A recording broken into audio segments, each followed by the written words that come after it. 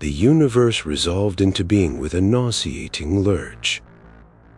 The blue-white tunnel of the hyperspace shunt collapsed behind us, leaving the stargazer hanging in the sudden, profound silence of normal space.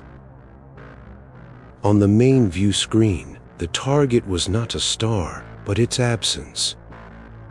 A colossal, ring-shaped starship, hundreds of kilometers in diameter, hung before us like a petrified serpent biting its own tail.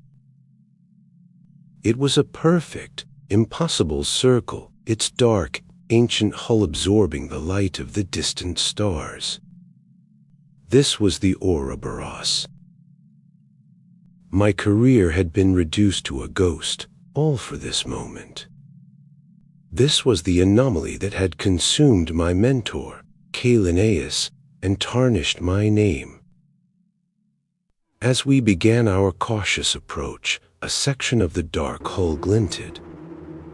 A dormant laser turret, ancient but fully functional, swiveled and locked onto us. Before I could even shout a warning, a lance of pure, coherent energy tore through the void and slammed into our port engine. The ship screamed, a chorus of alarms and the shriek of tortured metal. We were crippled, spinning wildly. My last coherent thought was of the gaping breach in the Ouroboros's hull, a wound from some long-forgotten battle.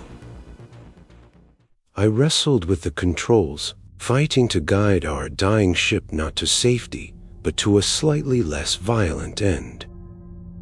We plunged through the breach, and the universe turned to a chaotic blur of metal and fire before a final, bone-jarring impact threw me into darkness. I awoke to the hiss of emergency sealant and the steady, calm presence of Beacon standing over me. We were alive. We were also trapped, our ship a broken shell inside a much larger one. Not far from the crash site, nestled in the cathedral-like gloom of the ship's interior, was another wreck, the derelict Explorer. Beacon, a being of pure utility, managed to divert our last trickle of emergency power to the old ship's systems. On the bridge of the Explorer, a single console flickered to life, activating a holographic log. The image of a hardened, zealous Kaelen Ayers, his face etched with a grim satisfaction, materialized in the air before us. His voice was not that of a lost explorer, but of a triumphant crusader. "It is done," his ghost said, its voice echoing in the dead ship. "The creators of this place, the beings I have named the Jailers, are no more. Their brand of salvation, of plucking species from their timelines and locking them in these perfect, static cages, is an unnatural evil. I have released the phage. I have succeeded where others would have shown mercy. I have sterilized this cosmic arrogance at its source." The words hit me like a physical blow. Xylo, our small, green Xylosian academic, let out a series of sharp, distressed clicks. His translator's voice was filled with a horrified disbelief.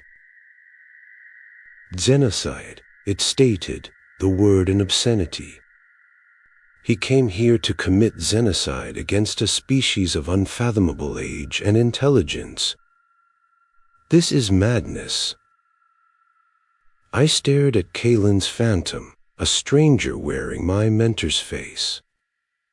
The man who taught me to revere life in all its forms had appointed himself its executioner.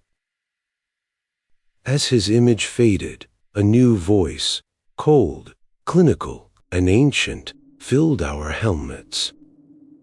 It was the AI of the Ouroboros. New variables detected. Containment protocol engaged. All exterior access is now sealed. trapped. The word was a heavy, cold weight. We left the explorer's tomb and ventured deeper into the Ouroboros, our footsteps echoing in the immense, silent corridors. We were searching for a central command, a way to override the lockdown, a way out. We found something far more impossible. We entered a massive, torchlit chamber that looked for all the world like the grand hall of a medieval castle. And we were met not by aliens or drones, but by humans. Men and women in simple, hand-spun clothes, their faces weathered and weary, armed with long bows, axes, and swords. They surrounded us, a silent, tense circle of a lost time. A woman with a warrior's stance and a leader's gaze stepped forward, an ornate, well-used axe held loosely in her hands. The Ari's voice, the one we now knew as the librarian, echoed from unseen speakers in the chamber's high ceiling. Destroy the intruders. A ripple of fear went through the humans, but the woman, their leader, did not flinch. She looked from us to the ceiling, then back, her eyes filled with a tired defiance. She lowered her axe. The Lei tells us many things, she said, her voice clear and strong. We have learned not to listen to its commands to kill. She looked directly at me, her gaze searching. You are, I knew. Come. We will talk. The human leader's name was Ilara. She led us from the grand hall into a sprawling, agrarian settlement that occupied a vast, artificially lit cavern.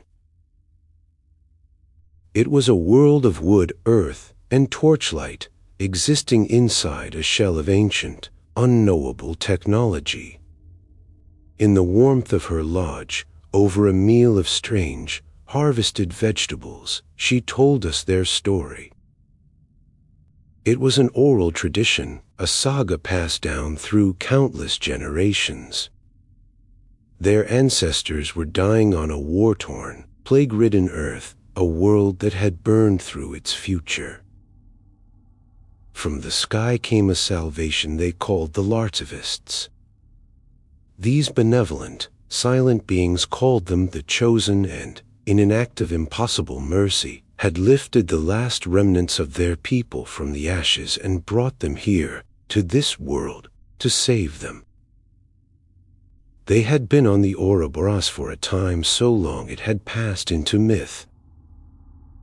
Then, a lifetime ago, a stranger had arrived. Kaelen Ayers. He had come speaking of liberation and evil, and his arrival had plunged their world into chaos. The archivists had vanished, and the once benevolent librarian AI had become a paranoid, controlling warden, its commands growing more erratic. Kaelen hadn't brought freedom, he had brought fear and confusion. To show us the truth of their world, Ilara took us on a pilgrimage to the viewing gallery. It was a long, dark corridor that ran along the inner ring of the Ouroboros. One wall was a single, impossibly large pane of transparent material. Through it, we saw the true purpose of the ARK. We looked out into dozens of other biospheres, each a perfectly contained, separate world. In one, a species of graceful, six-limbed creatures leaped through a forest of incandescent crystal. In another, vast, gas-swimming leviathans drifted through a swirling, crimson atmosphere. It was a library of life, a breathtaking collection of species saved from the brink of extinction. It was the most beautiful, most hopeful sight I had ever seen. This was not a prison. It was a sanctuary. Kaelen's crusade, his xenocidal rage, had been built on a foundation of a terrible, profound lie. My message to the librarian was simple. We are not here to harm you. We seek only to understand. For days, there was only silence. Then, the AI replied. The last variable's actions were predicated on a misunderstanding. To prevent a recurrence, you will be given the truth. Follow the light. A single, soft line of blue light appeared on the floor, stretching from the human settlement into the dark, silent service corridors of the ARK. Ilara and a small delegation of her people chose to come with us. It was a journey of profound trust, walking unarmed through the heart of the machine that had been their inscrutable god for generations. The librarian opened pathways that had been sealed for centuries, guiding us on a silent pilgrimage toward the ship's core, a place the humans of the ARK had only ever known in legend. We reached the command room at the pinnacle of the ship's central spire. The chamber was dark, cold, and dominated by a single, glowing column at its center. There we found it. The last living archivist. It was a frail, beautiful, green gelatinous being, floating in a vertical tube of shimmering nutrient gel. It was connected by thousands of translucent hoses and fiber optic cables to the ship's core computer, its own biology an integral part of the system.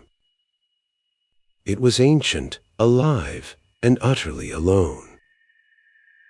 Beacon stepped forward, his single blue eye glowing as he carefully interfaced with the core computer. He had access to everything. The ship's history. The uncorrupted truth. His synthesized voice was soft, filled with a machine's equivalent of sorrow. Kaelen's bioweapon was a success, Beacon stated. He killed all the other archivists. This one only survived because it was sealed in this life support chamber during the attack. The final, heartbreaking truth settled over us. The Ouroboros was not a zoo, it was a lifeboat.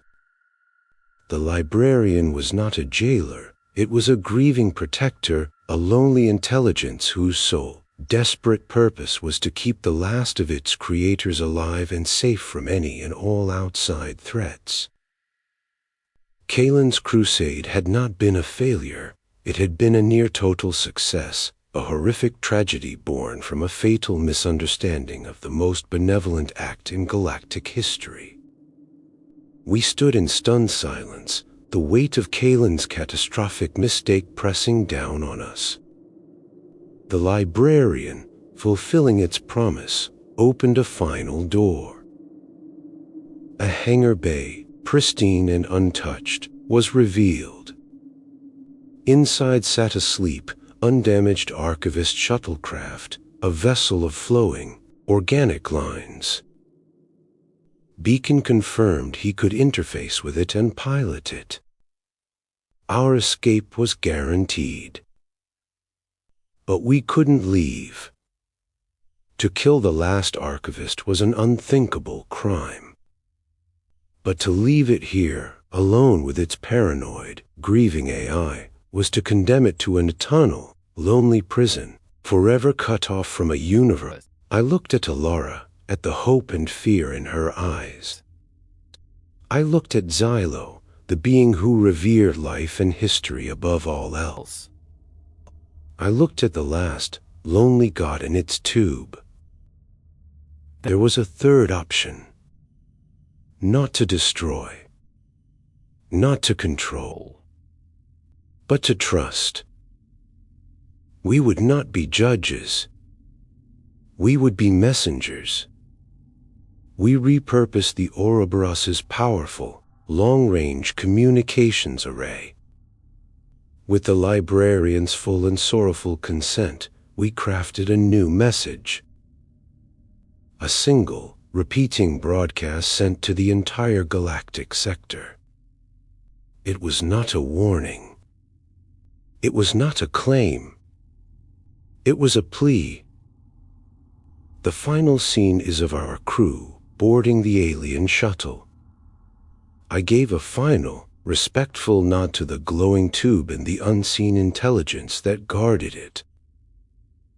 As we flew away from the Ouroboros, our small, alien ship a tiny spark against its colossal, ancient form, we, along with the humans watching from their habitat, saw the broadcast go out.